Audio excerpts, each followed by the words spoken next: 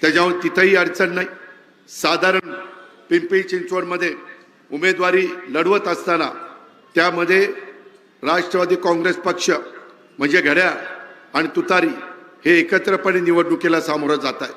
त्याच्यामुळं हा परिवार पुन्हा एकत्र येण्याचं काम होत आहे।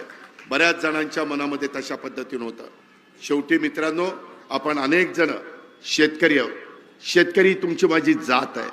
त्याच्यामुळं महाराष्ट्राच्या सर्वांगीण विकासाच्या करता काही गोष्टी कराव्या लागतात आणि तशा पद्धतीनं यावेळेस ह्या सगळे नेते मंडळी बसलेली होती आणि जागांचं वाटप करत असताना काही पुढं मागं सरकून व्यवस्थित जागांचं वाटप केलेलं आहे।